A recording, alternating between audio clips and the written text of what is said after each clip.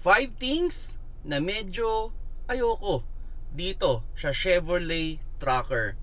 Hello mga paps, I'm Kuya Shane at yun, bibigay lang ako ng review dito sa Chevrolet Tracker 2023 automatic transmission, 1.0 yung engine natin, no? At 3 cylinder. Okay, ano ba yung mga medyo naayawan ko dito sa kotse na to? Number 1 dyan is yung kanyang steering wheel. Masyado siyang malambot, no? Sana medyo tinigasan ng konti para mas safe sa pagdadrive, no? Masyado siyang malambot.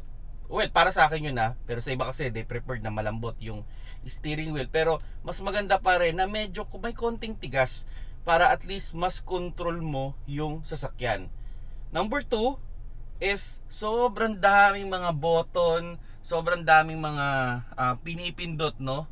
So parang mas nagiging complicated yung pagdadrive. At isa pa doon is once na in-off mo yung sasakyan, kung ano yung original, kung ano yung setting na iniwanan mo, pagbalik mo, nagre-reset siya.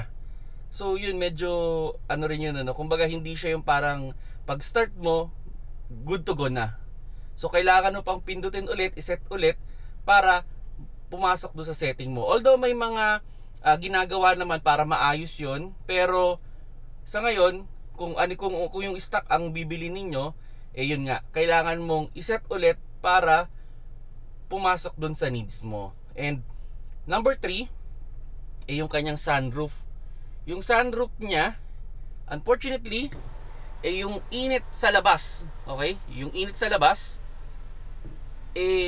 tumatagos dito sa atin, kumbaga kahit naka-aircon tayo, yung init ng panahon, dahil nga glass yon, tapos ito parang telang manipis lang, so parang pumapasok yung init, so nararamdaman natin yung init. Then yung kanyang head unit, okay, yung kanyang head unit is masyadong parang naka-pavor sa driver lang, hindi siya naka-pavor do sa passenger. So yun, isa pa yun, so number 4 na yun. And lastly, na medyo naayawan ko talaga, no? O medyo siguro hindi lang fit sa akin, I'm 5'10", and medyo maliit yung kanyang headroom.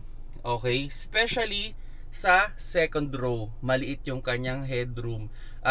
Ako nga 5'10" ako. Pag ako nakaupo sa gitna, uuntog na ako mismo dun sa